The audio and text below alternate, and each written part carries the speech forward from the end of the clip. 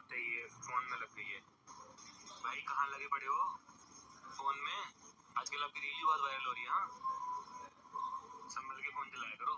Imagine कि आपने एक ब्लॉगर से शादी किया है और आपका ब्लॉगर पति इतना प्रॉब्लमेटिक है कि वो व्यूज़ के लिए किसी भी हद तक गिर सकता है। तो आज हम बात करेंगे इंडिया के नंबर 1 ब्लॉगर सौरभ जोशी के बारे में। तो जैसा कि आप सभी जानते हैं, सौरभ जोशी ने अपना ब्लॉगिंग करियर कोरोना के टाइम पे शुरू किया था और आज के टाइम में वो इंडिया के नंबर 1 ब्लॉगर है। और हाल ही में सौरभ जोशी की शादी हुई है अवंतिका भट्ट के साथ। जब इन दोनों की शादी हुई थी ना, उस टाइम में हमें बहुत प्रॉब्लमेटिक बिहेवियर देखने को मिला था। सौरभ ने हर एक मोमेंट को कैप्चर किया था अपने शादी में। मैं ये नहीं कह रही कि मेमोरीज कैप्चर करना गलत है, बट सौरभ जोशी ने ना एक लिमिट को क्रॉस कर दिया था और उसने अवंतिका के वियर्ड से वियर्ड मोमेंट को कैप्चर करके अपने ब्लॉग में प्रेजेंट किया था और उसकी काफ़ी मीम्स भी बनी थी। और इन सभी चक्करों में ना अवंतिका को बहुत ट्रोल किया गया था। एंड अब फिर से ना ऐसी सिचुएशन देखने को मिल रही है जहाँ पे अवंतिका को बहुत ज़्यादा ट्रोल किया जा रहा है और इस ट्रोलिंग में सबसे बड़ा हाथ है सौरभ जोशी का। सौरभ जानबूझ के ना अपने ब्लॉग में ऐसे ऐसे मोमेंट्स को दिखाते हैं, अपनी वाइफ के ऐसे वियर्ड मोमेंट्स को कैप्चर करते हैं ना, जिससे ऑडियंस जानबूझ के अवंतिका को ट्रोल करे। हाल ही में सौरभ जोशी की वीडियो में बहुत दिनों से अवंतिका दिख नहीं रही थी, तो ऑडियंस ने पूछना चालू कर दिया कि आखिर अवंतिका कहाँ गई। इसका जवाब देते हुए सौरभ जोशी ने एक ब्लॉग बनाया जहाँ पे उन्होंने ऑडियंस को रिप्लाई दिया कि आप लोग बहुत सारे क्वेश्चंस करते हो कि अवंतिका क्यों नहीं दिख रही है ब्लॉग में, अवंतिका कहाँ गई। तो अवंतिका जहाँ भी गई है ना गाइज, वो मैं आप लोगों को बता नहीं सकता हूँ, अभी जो हुआ है बता नहीं सकता हूँ आप लोगों को। तो सौरभ के ऐसे आंसर से ना जो ऑडियंस है वो कंफ्यूज हो गई। एक्चुअली जो सौरभ है ना वो पहाड़ी है, तो पहाड़ियों में ना एक कस्टम होता है, एक ट्रेडिशन होता है कि शादी के कुछ टाइम के बाद ना 1 महीने के लिए शायद जो दुल्हन होती है वो अपने मायके रहती है या फिर मतलब पति पत्नी को दूर रहना पड़ता है 1 महीने के लिए। तो वही ट्रेडिशन अभी चल रहा है, तो इस वजह से अवंतिका ब्लॉग में नहीं दिख रही है। बट ये आंसर उन्होंने किया नहीं ऑडियंस को, उन्होंने ऑडियंस को कंफ्यूज रखा ताकि ऑडियंस टाइम टू टाइम ये क्वेश्चंस करते रहे और उनके ब्लॉग पे इंगेजमेंट अच्छी खासी बनी रहे। बट सौरभ भी कभी सोचते नहीं है ना कि उनके इन सभी हरकतों की वजह से उनकी वाइफ को ट्रोल किया जाता है।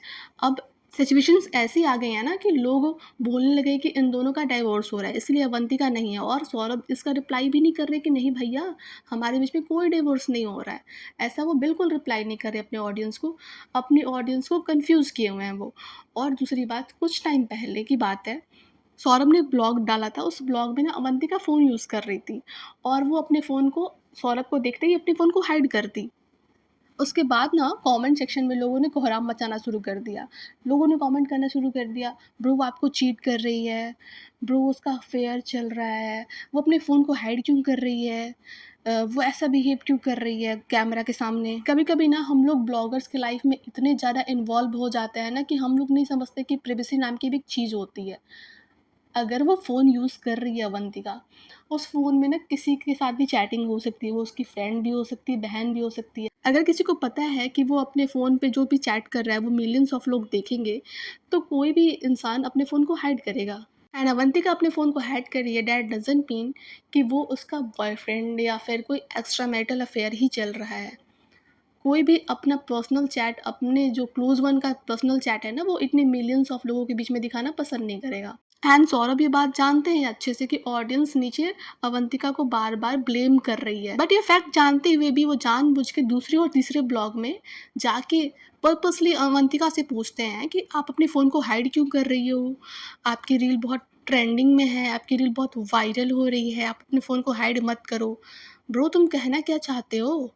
तुम अपनी वाइफ को खुद प्रॉब्लमैटिक दिखा रहे हो। जब कोई लड़की नई-नई शादी करके किसी और के घर में जाती है ना, ख़ासकर जब अरेंज मैरिज होता है, तो वो कम से कम ये एक्सपेक्ट करती है कि उसका जो हस्बैंड है ना वो अंडरस्टैंडिंग होगा, ना कि सौरभ जैसा क्लाउड चेज़र होगा, जो कि अपने क्लाउड के लिए, अपनी वीडियो को ट्रेंड में लाने के लिए अपनी वाइफ को स्लट शेम कराए। एंड ये बिहेवियर ना कोई नया नहीं है, जब से अवंतिका से शादी हुई है ना सौरभ जोशी की, तब से उनका मेन कंटेंट अवंतिका ही बन चुकी है। अगर आप उनके वीडियोस पे जाकर देख रहे हो, तो अभी तो वो अपनी मायके में है, बट जब अवंतिका उनके साथ थी ना, तब उनका कंटेंट बस अवंतिका ही थी। एंड उनके कैप्शंस ना कुछ ऐसे होते थे लाइक छोटा जोशी कब आएगा, बेबी कब प्लान कर रहे हो, and Q&A with Avantika, and Avantika से झगड़ा हो गया, अवंतिका से प्रैंक कर दिया, वगैरह वगैरह। उनके टाइटल्स बस ऐसे होते थे। एंड ऐसा नहीं है ना कि अवंतिका को पता नहीं था कि वो एक ब्लॉगर से शादी करे तो उसकी प्राइवेसी को खतरा हो सकता है, लेकिन वो कुछ एक्सपेक्ट करके ही सौरभ से शादी की होगी कि थोड़ी बहुत तो उसकी प्राइवेसी को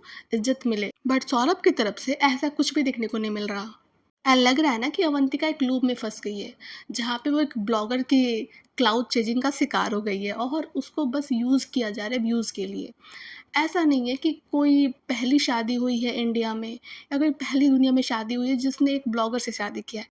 इससे पहले भी ना हमारे पास बहुत सारे एग्जाम्पल है, लाइक ट्रिगर्ड इंसान, उन्होंने भी शादी की थी 1 साल पहले रुचिका मल्हन से। और भाई आप उनसे देख सकते हो कि एक वाइफ की प्राइवेसी की रिस्पेक्ट कैसे करते हैं। हालांकि उन्होंने भी अपनी शादी में बहुत ज़्यादा क्लाउड चेज किया था, बट उन्होंने अपनी लाइफ को ऐसा नहीं बनाया कि उनका सारा कंटेंट रुचिका ही है और रुचिका की प्राइवेसी को रिस्पेक्ट किया जाता है वहाँ पे। एंड समटाइम्स ना I feel bad for Avantika कि उसको बिना वजह ट्रोलिंग का शिकार होना पड़ रहा है, वो भी अपने पति की वजह से। आज की वीडियो के लिए बस इतना ही, और आपका क्या कहना है इस मैटर पे please share your opinion in comment section. मिलती हूँ आपसे नए वीडियो में, तब तक के लिए bye and thanks for watching.